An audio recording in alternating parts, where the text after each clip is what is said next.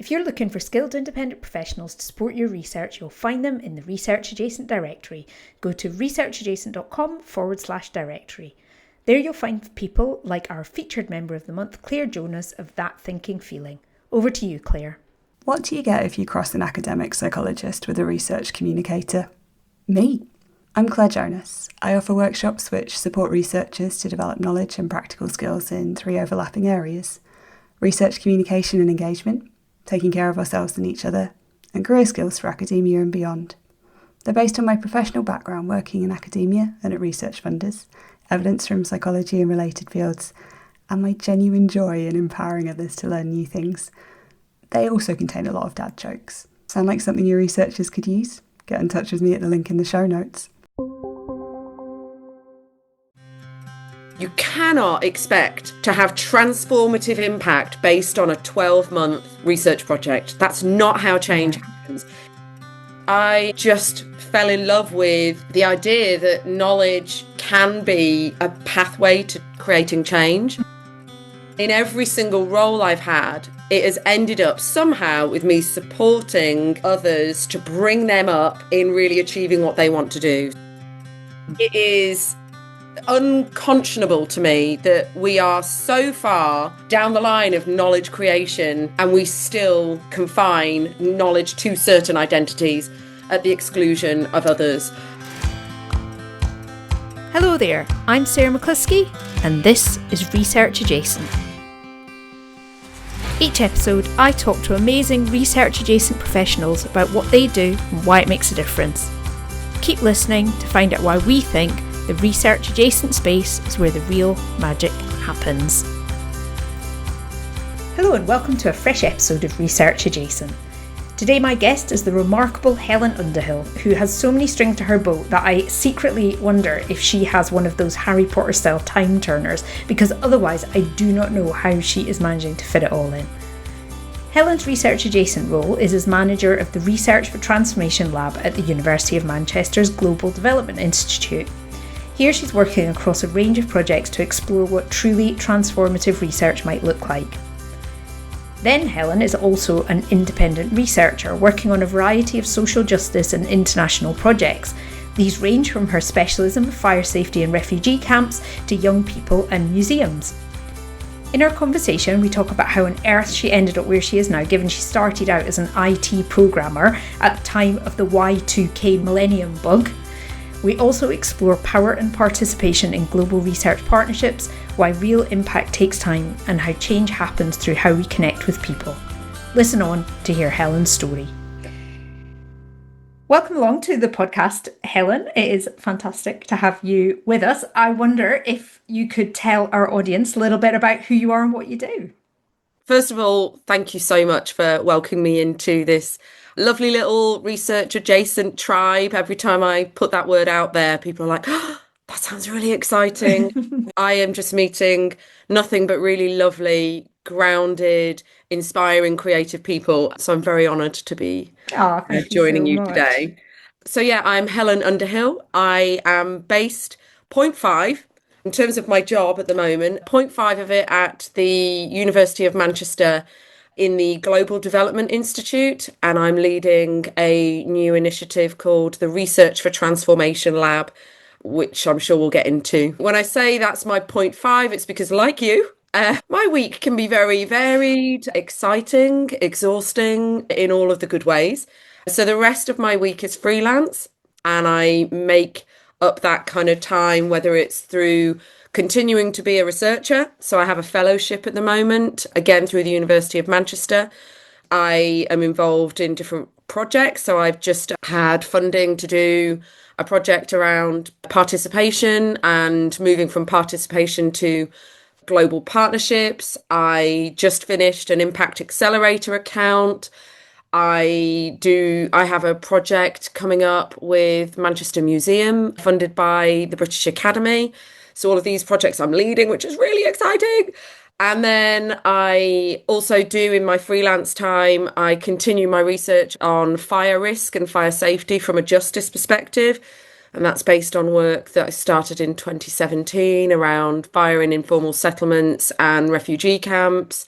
and from a justice oriented and gendered lens across the world. And then the other part, I still do lots of mentoring, coaching, ad hoc lectures, supervision, support for PhD candidates and things like that. So in any given week, there can be a lot going on.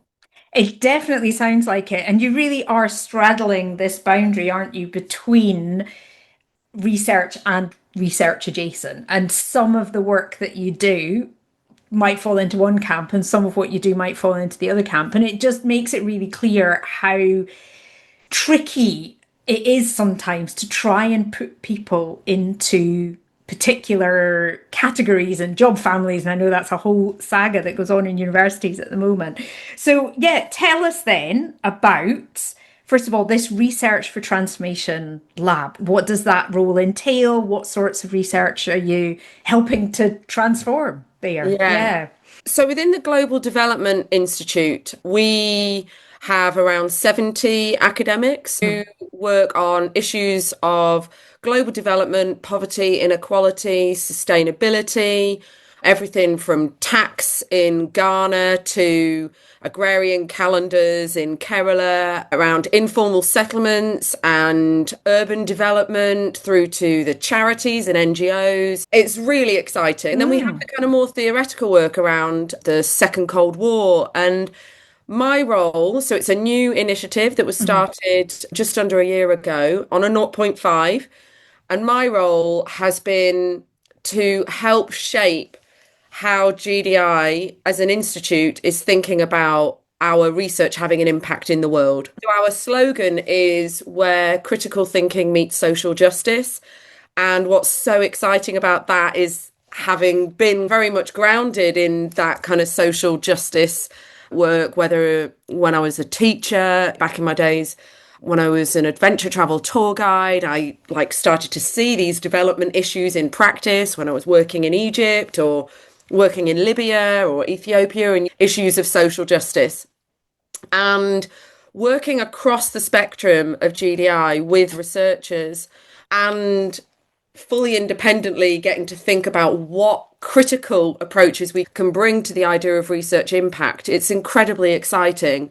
For the last year, so it started at end of February 2025, we were really looking internally and I was hosting conversations around what do we mean by research impact? What does it mean to do research for transformation? So really interrogating the role of research in illuminating structures and conditions. How should research be contributing to those conversations? How do some of our researchers do that? How have they done that?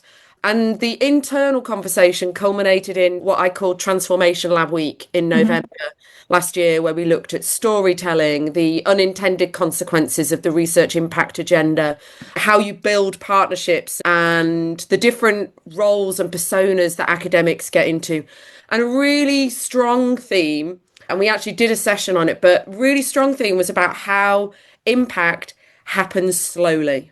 You cannot expect to have transformative impact based on a 12-month research project. That's not how change happens. If we're really talking about transformation being structural and systemic change in complex systems, it doesn't happen in a 12-month project. So that was very much the first year. And this year I'm currently in a process of consultation of how we build that outwards and how that will help shape GDI's strategic direction for the next few years. So it's really exciting. The fact I get to play around with ideas, I get to have conversations with people across the university and beyond the university. And they've really allowed me to embrace taking a much more critical and holistic approach to what research can do in the world. Yeah. So it's been great. Yeah, it just sounds really interesting. And it sounds like on paper, your job title is like manager, but that sounds like quite a strategic role that you've got there. Yeah, I think we could have gone in and just made it about okay, take some of the researchers' work and help them to amplify it. We already have a brilliant comms team, a comms and impact team that I get to sit alongside and work with. They already do amazing work. And it felt like actually this role should be something more than that. I've made that myself. And because of the various roles I've had before that have been very strategic leadership roles, it didn't feel right to me to just sit and go, oh, I'll do something little about this project Yeah. when actually the remit was run with it and see what could happen. And I'm hopeful that that taking time over really interrogating what transformation means and what the role of research in that, then hopefully it can be more and it can have a much more of a strategic contribution to the Institute. Because in this age of global development and the reduction, for those people that don't know or have been living in a bucket for the last few years, the reduction in ODA and the reduction in funding available for both projects and research in global development, it's really important that our work does something. At least that for me was a driving question. It's one of the reasons I decided to leave the traditional academic track, was that I kept on saying, it's all this money, and so what? Yeah.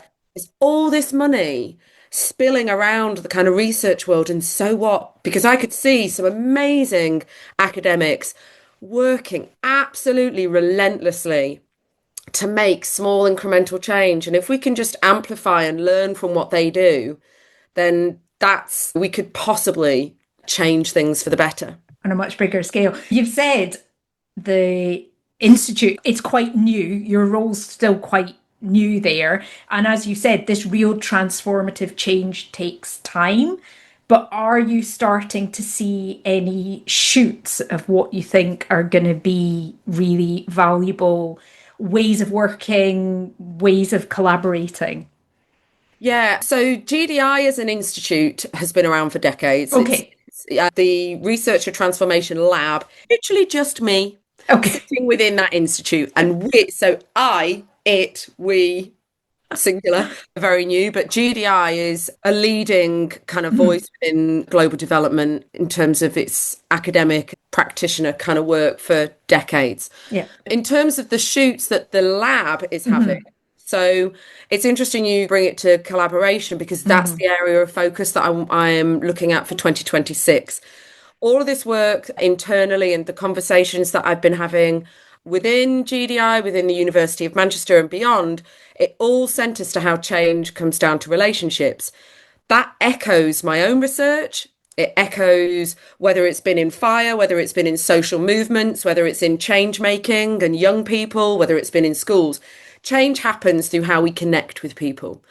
And that is the area that I'm really hoping to focus on for 2026, is to really understand the processes and systems that allow for change, that constrain change, that the way that connections can be used and abused. We have to look at the unintended consequences. We have to look at the ethics and the values of how we create relationships. So one of the pieces of work that I've just received funding for is a project all around moving from participation to co-created partnerships within the global research context. And that is going to take me into work around co-production, co-creation, equitable partnerships. And we have researchers across the university and within GDI that are leading some really important work in that area. And I'm hoping that through this project, we can support them, amplify what they're doing, and also extend it into some work to support people working across the university that are perhaps looking at doing research in global context, but have no idea how to do it. Yeah. And they need to be doing it right from the start. Yeah. Yeah. So equity and the values of how we do that work has to be done from the start. And so I'm hoping that that's just one of the shoots that we're working on. It very much builds on collaboration. So yeah, maybe just to expand on that a little bit, for anybody who's listening who doesn't know much about research as it's done in a global context, there has been this real pushback in recent years, hasn't there, around kind of helicopter, parachute, whatever language they use, research, where you go in, research a community, and then the community, and then nothing changes, and the community goes, "What was the point of this? Why should we help you when it doesn't benefit us?" What you're talking about there is this shift towards genuine, equitable partnerships, but I know that's not without its challenges. What are some of the big issues there? Oh, that's a whole other podcast. There are so many challenges. You could go from the kind of macro, and it's in how the systems and structures of funding are set up, Yeah. where the money sits and resides, how it's released, and then follow that through to a community organization that you as a researcher have kind of say that you're partnering with, and yet how long does it take them to get paid? What do they have to do in terms of the bureaucracy to get paid? We have to think about how our systems and structures within the UK institutions that hold all the money, whether it's the university or the donors, the funders, whatever kind of institution it is that holds the money, how they release that. What does that say for the relationship and the power structures and the imbalances there? It says a lot about where knowledge resides.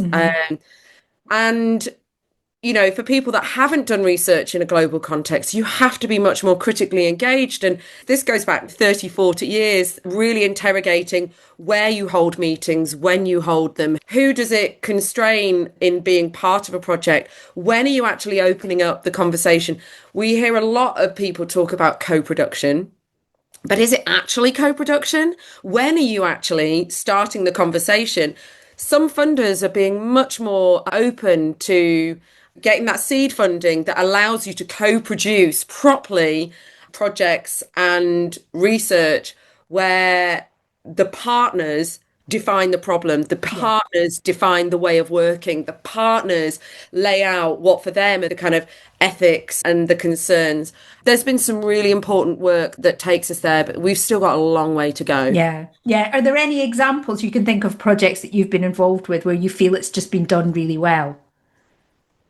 It's more the projects that I see within the institute. Mhm. So, one of our key researchers, Professor Diana Mitlin, has done so much work over the last 30 years around really highlighting the kind of power structures involved in work around informal settlements and informal settlement upgrades, the partnerships that have been developed with SDI, so Slum Shack Dwellers International, for example, where this is now the partnership over 30 years has actually led to really mutual Yeah. learning, mutual respect, but still the university system doesn't get that right. And Yeah. there are still structures that mean that there is a certain amount of power held within the global north institutions, within the higher education institutions in the UK, no matter how much an individual academic or a group of academics are really trying to push against that. And yeah, there's still Yeah. work to be done, but there are people, many people, working within the academy and with partners that are really trying to do it differently. Yeah, it's fantastic to hear that there are people working on figuring it out. It's very similar. People, anybody listening who is in the engagement world and even within a UK context will recognize the challenges that you're talking about there. Yeah, this power dynamic between the big, powerful universities. And I know that when we work in universities, we don't always feel that we've got that much power, but trust me, within society, it's huge. Yeah, so clearly, the way you're talking about this, is something that you're really passionate about. How did you find yourself in this work? You've hinted at adventure travel and teaching and all kinds of things. How did we end up where we are? Oh, crikey. So I guess what I would say is for anybody listening who's at the start of their kind of career and thinking, I really like the idea of continuing to learn, but is the kind of traditional academic route for me? I would say I have what I like to call a portfolio career. Everything I have done has, to me, given an additional layer to all of the Mhm. things that I have done previously and where I am now. And so when my first job as an IT programmer, what? Yeah. And then pretty soon I was headhunted into a role that allowed me to work with the technical teams, the people on the ground, to show them how to relate to people, the actual people who use computers. And just to show my age, this was in the Y2K bug, Oh my goodness. supporting people who thought that their That computers were everything was, going to the world was going explode. to end. Exactly. Yeah, So, for anybody who wasn't around at that time, people genuinely thought like the world was going to end. It was a yeah, bit they mad. genuinely thought that their computers were going to just explode and turn Yeah, on as yeah. soon as we went from 1999 to 2000. So that was like my first job. And then I went backpacking for a year through East and Southern Africa and then along, the Antipodes up through China, Mongolia, etc.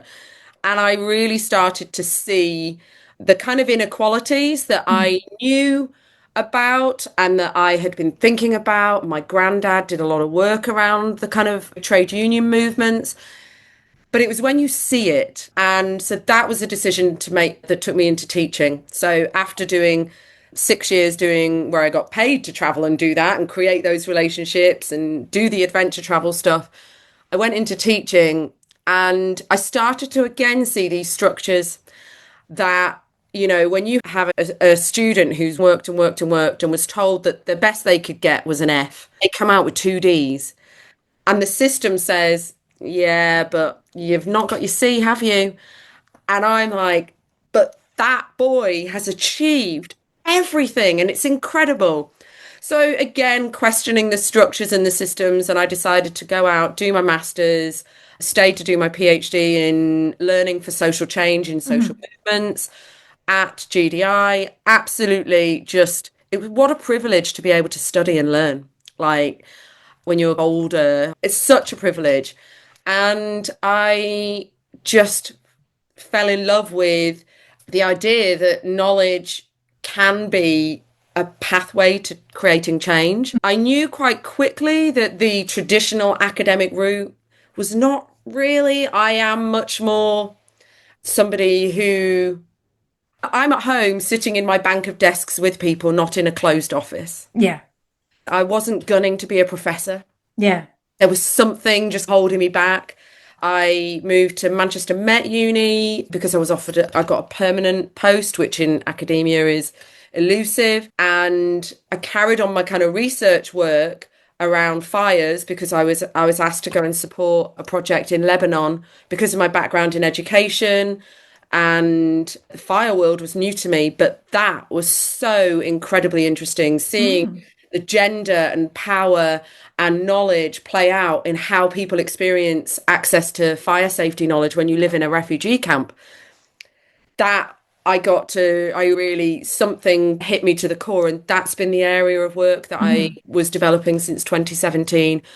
Got a small grant from British Academy, then COVID happened. Decided that I wanted to take a leap, a risk. And I guess that would be something I would always say follow the things that interest you. So I followed that and Mhm. worked in humanitarian development practice, both as a researcher and practitioner for 2 years. And then I saw this job to set up the Transformation Lab, and it just felt like it was bringing everything together. My interest in research, the global development, the kind of how do we make research shape? How does research support what practitioners do? Well, I was just doing that for the last Mhm. 2 years. What role does research have in shifting knowledge and how knowledge can create social change? That was my PhD and my time in education, and it all came together. And then one of the organizations I do a lot of work with now is called One World Together, which is reimagining how global development charity can actually shift power to community organizations. So I do a lot of stuff with them, which is all around learning for change making. That's taken me back into schools, and it's just everything. You just have to believe that if you keep connecting with people, that all of the skills you build over your career, they can, if you want them to, really be rewarding, hopefully create some kind of positive impact in the world as well. Yeah, yeah. Well, it certainly sounds like you've pulled all the threads together there, but goodness me, what a journey. I know. Sorry, that was very long. No, that's okay. I love it. I think it amazes me. And this again is why I think these stories are so powerful, and why I encourage people to share them on the podcast, is because people think they need to have everything all mapped out. And often, like very rarely, that I think in the whole time I've been doing the 3 years I've been doing the podcast now, over 3 years, I think I've had 3 guests who had a plan and followed it through. And everybody else has just made it up as they went along. Yeah. But it sounds like there that you've been to some amazing places, worked on some amazing projects. Are there any that really stand out in your mind as ones that you're really proud to be part of? There's a lot, but I guess there's a moment that for me that drives me, and it's the reason that I will take my annual leave to do the work. And that is when I was asked to support this work with Save the Children Lebanon and UNHCR and an amazing organisation of volunteer firefighters from the UK called Operation Florian. And so my now friend and colleague, Steve Jordan, was doing a project with Save the Children Lebanon that was looking at a train the trainer kind of approach to getting more fire safety knowledge out to different camps across Lebanon in 2017. And I went out to help support them on designing some of the curriculum to basically try and look at all the pedagogically, how could you actually, because train the trainer models they're used a lot within the humanitarian sector, partly for simply the capacity. Yeah. You've got to be able to do more. But in order to do that, you really have to make sure that the knowledge and the understanding is much, much deeper than just impart it and gone, as we know can happen with so much training. So I went out to support them. And as we were actually there were two fires. One destroyed an entire camp. Oh, goodness. And in order to try and understand what had happened, we went to that camp and we were talking to some of the women, and it was a very informal conversation, but it became very clear through a translator, one of the people from Save the Children that we were working with. One of the women said, "The men decide what we need to know." And it really stuck with all of us on that trip, because I've been thinking about gender and knowledge. I've been thinking about power and who gets to decide, who's part of conversations and things. But you saw the very real effects of this in this particular setting, where these women felt that they were not able to be part of making decisions about fire safety, despite the fact that they were the ones in the home. And that moment is what, every time I think, oh, I've still got stuff I need to do, that's what I go back to. Yeah. It's about justice and the gendered, racialized, and, all of the complexities around different social identities and what that means for how fire risk plays out. And when you are thinking about people who have already been through displacement over and over again, and then you lose everything in a fire, it really adjusted how I thought about what fire safety education should be doing. And it is about the systemic. It's not about just going in and saying, we'll do sessions to teach the women then. Yeah. It's not about that. It's about looking at the systemic nature of why certain people are more at risk. And that includes why in some contexts, young men, able-bodied men may be more at risk because there's an expectation that they should go and fight a fire without the equipment to do so. And why certain features within a camp might mean that certain people are more at risk because they don't want to move into a particular area to do their cooking because of the other risks. So I think it's finding a moment for me that still hooks me on to why I do that work in my own time. Yeah, and that's a really powerful example. And I think it just shows how these things, it's very easy from the outside of any situation, whatever it is, to just be like, oh, why don't they just teach the women about fire safety, but then you realise how embedded it is in the culture and the norms and the way that they live. And it's only when you really take the time to understand it that those things become clear. And I think that applies in lots of different contexts, doesn't it? But yeah, fantastic that it still keeps you hooked in, as you say, now. Yeah. So, as you know, I like to ask all of my guests what they would do if they had a magic wand to change the world that they work in. What would you like to use your magic wand for? Oh, crikey. In terms of a magic wand, I've gone the whole I'll go for it. It's magic. oh, it's so we're actually going to dismantle the whole system. Okay. Fantastic. And we're going to rebuild the entire kind of knowledge production, dissemination, creation thing, holding this lens of gender from a critical perspective. So we're looking at all of the different intersecting social identities, and we're going to rebuild the system with that at its heart. Okay. Love it. So if you think about, I still cannot compute that we, in the UK, less than 2% of professors in this country would describe themselves as a black woman.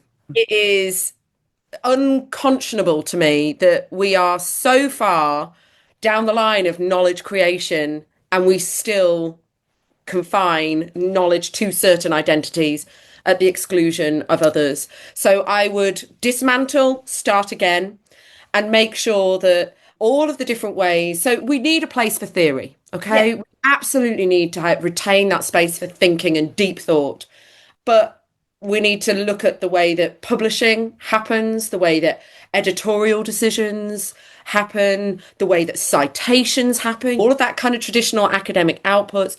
We need to have buildings that allow for connection. I love that I sit in an open plan. Love it. Yeah. Because I still get a kind of water cooler moment. I don't believe that many academics get that so often. And that's really sad. I'm really glad that I relinquished any of these kind of attachments to a hierarchical title. Manager, director, doesn't matter to me. What's the work I'm doing? So I would, if I could, my magic wand would be to dismantle and start it again and co-create what kind of system we actually need that would allow us to enable critical thinking to meet social justice. Yeah, oh, it sounds fantastic. I'd love to see it in reality. Maybe you can create just like a tiny little bit of that and then see how if I can just, so 2 of the projects that I've got at the moment are all about future imaginings. Oh, nice. And if you can't imagine it, you can't do it. So this is a fantastic project with Manchester Museum. It's just a tiny little project with the British Academy, but it's all around working with young people and giving space to imagine the future through what that museum would look like. And it builds on the Carbon Ruins work, but we're doing it from a social relationship. What would the world look like if the things that are wrong in how our social relations are at the moment were put in a museum because they no longer exist? Can't imagine it. We can't be it. We can't create it. No, I think that's it, isn't it? It's these projects, they can feel a bit like pie in the sky, but actually, unless somebody at some point has an idea of how things could be different, then nothing changes. Yeah. Fantastic. Oh, definitely. Magic wand granted for that one. If people wonder, if only it was real. I've said that so many times. If people want to get in touch with you or find out more about the work that you do, where is a good place for them to find you? So the Research for Transformation Lab is going to have a page within the Global Development Institute at the University of Manchester. You can find me on LinkedIn. I'm very sporadic on there, but I am on LinkedIn, Helen Underhill. And I have a website that is supposed to go live, but that's one of the things that, so with my amazing colleague, Laura Hurst, called Looped at Learning. And that's all about how connection and looping back and building forward. So I'm hoping that'll go live pretty soon. Fantastic. I will get all the links and put them in the show notes. People can find them there. Thank you so much, Helen, for coming along and sharing your story. Thanks so much for having me. Thanks for listening to Research Adjacent. If you're listening in a podcast app, please check you're subscribed and then use the links in the episode description to find full show notes and to follow the podcast on LinkedIn or Instagram. You can also find all the links and other episodes at www.researchadjacent.com. Research Adjacent is presented and produced by Sarah McCluskey, and the theme music is by Lemon Music Studios on Pixabay. And you, yes you, get a big gold star for listening right to the end. See you next time.